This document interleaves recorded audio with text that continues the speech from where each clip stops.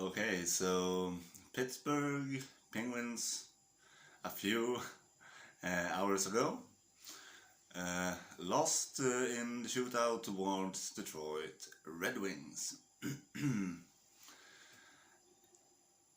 Detroit played quite a good team game in this game, quite good speed, and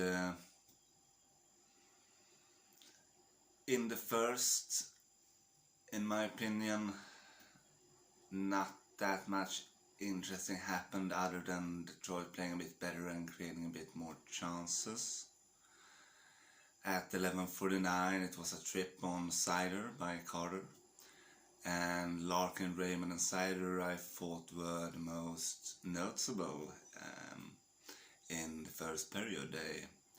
They all three players just mentioned had quite a good game,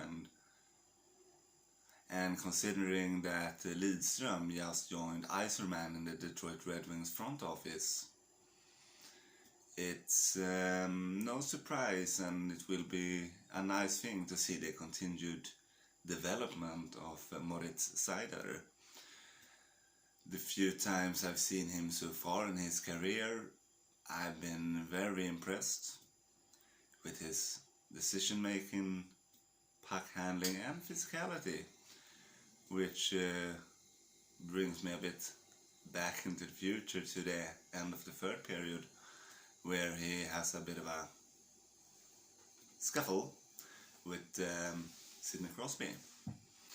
So yeah, and with 1:41 left of the first, DeSmith, it's a rebound and he does a nice turnaround goal, and it's 1-0. His first goal in 16 games. It's the 5-0. Yeah, you see me sitting here in my small kitchen because I am repainting. FYI. The shots are 11-4 at the end of the first in Detroit's favor. Larkin and Raymond continues to create chances in the second period, and Sullivan switch up all the lines. Well, not the first. Crosby and Malkin Letang Rust continue to play with Cheddar, but most of the other ones are shuffled. Nothing uncommon, just as usual. That's to try to give a spark, or rather be proactive so it doesn't get stale. Sullivan's word after the game, in this regard, approximately. So at 15:58, Madsen does a very nice move, and Rust has a chance in tight. And yesterday or something like that, Jeff Carter resigned for 2 more years. I am happy for that. He's one of the veterans on the team. He has played well, he's good at face-off, he's quite physical, he has a propensity for shooting, he's surprisingly fast. So he's like 36, 37 years old, give or take. 2 more years.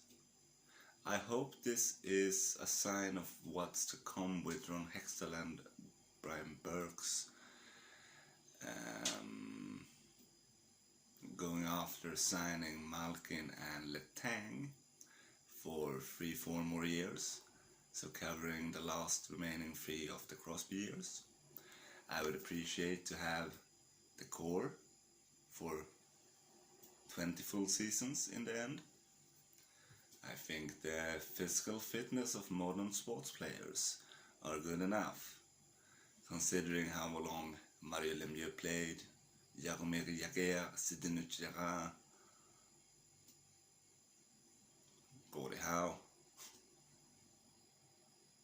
Yeah. So I think they I think Ron Hextall and Brian Burke should and will resign Chris Letang and Evgeny Malkin also. And Brian Rust. Sure, it's also important. Resign them for a fair and good wage. That's also a bit team friendly in case of Malkin and Letang. So, okay, yeah, it's not my negotiation and it's not my money.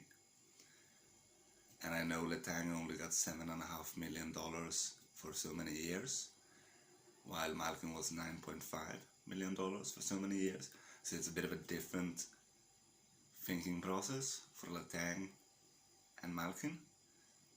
But considering their career earnings and their time in the team and the history of the Pittsburgh Penguins, Jagger, Lemieux, etc., etc., Recchi maybe also, Guerin, etc. Pittsburgh Penguins has a history of making things as good as possible for the players under the circumstances. Sure, Fenway Sports Group is now a owner of the team as well, but Ron Burkle and Mario Lemieux are still in the room. Mario Lemieux, I heard a story on Agent Provocateur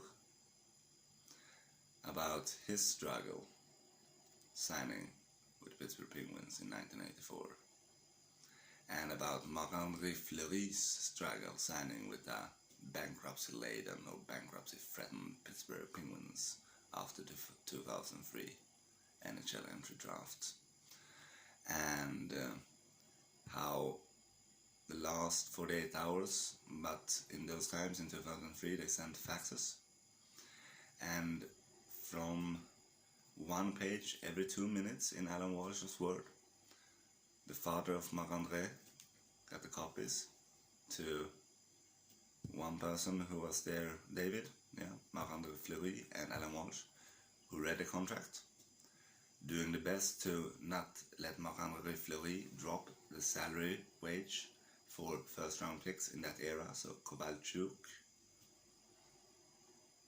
the goaltenders, Atlanta Trashers, was it Kari Lehtinen or was it someone else? Kabibuli, no, that was earlier. So he mentions 3, he also mentioned Rick Nash and Kovalchuk, so there we are around 01, 03. Wasn't Daigle around that time also? Anyhow, Rick Nash, Kovalchuk, around that era, and if not Lehtinen or Niittymaki. Yeah. Anyhow, it was important to not let Marc-Andre Fleury drag down the wages of the rest of the league. And they managed 4 minutes before the deadline on 30th September 2003. I listened to it a few days ago. So yeah, fantastic interview. I wrote it all down, but it's not my podcast. I'm just fascinated by one of the best goaltenders of his generation.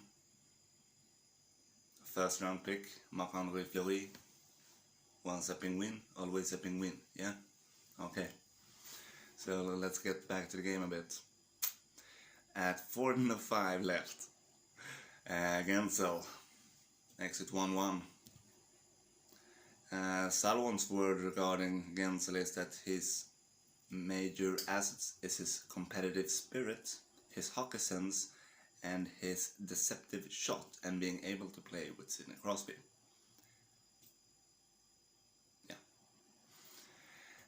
So the goal he does, it's a nice bump pass from Letang to Crosby between the blue line and the slot, and then it goes to the goal, and I guess let Malkin touch it first, and then Gensel takes in the rebound because Letang doesn't get an assist. At 13:19, DeSmith does a good save on Larkin. When it's 6.5 minutes left, DeSmith has done 19 out of 20 saves. And then finally at 6:04, Pickard does a noticeable save on Crosby. The last 10 minutes of the second period, better tempo, a few lulls, but in general better. 4:15 left, Simon takes a penalty on Seider, and with 3:29 left, merde. Sardina scores 2-1. Led it to Rasmussen, and Rasmussen starts with good works in the corner, and then I think he's in front of the net again next to Sardina, and then it's...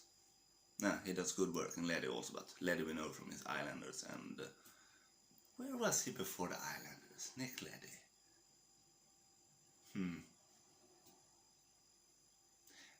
Oh, was it Chicago?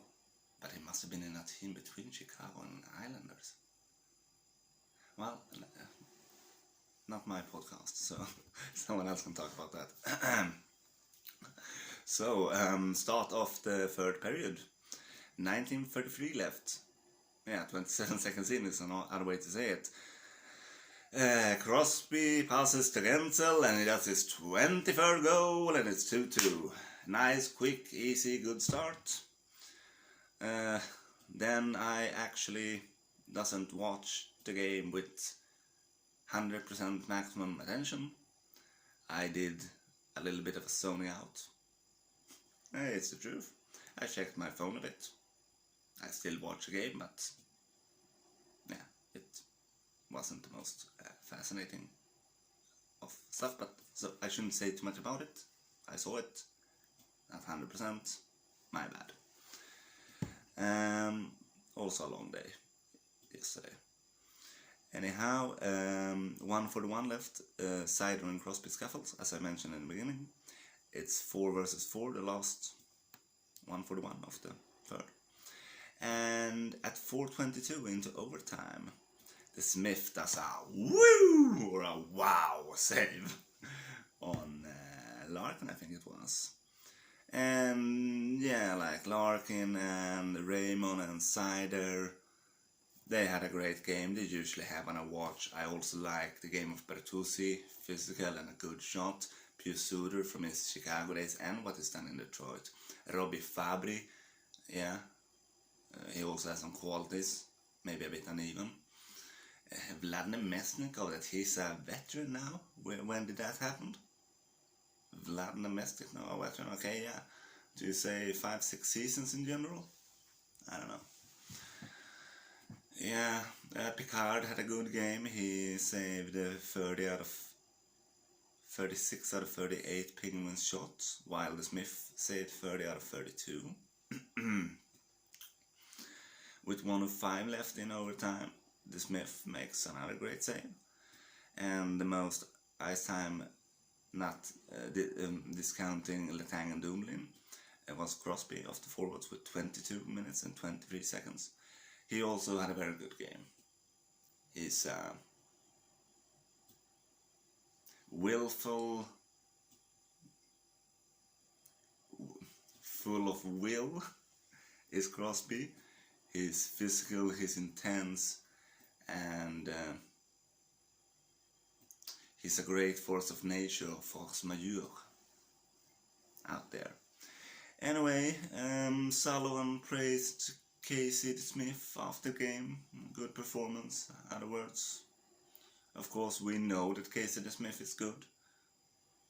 He has shown it in the past. Sure, the fatigue aspect of the Pittsburgh Penguins is the same for all hockey teams. A lot of games in a short time, and that happens. And finally,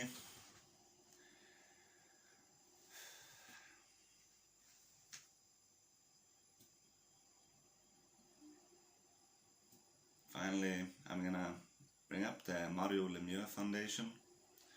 It is on Mario Lemieux and his wife, or such, started it in 1993. Mario Lemieux has personally struggled with different forms of cancer, and I checked it out a little bit more than I had before, and I will check it out a bit more. But it's hopefully and probably and seems likely to be genuine. Bella ciao.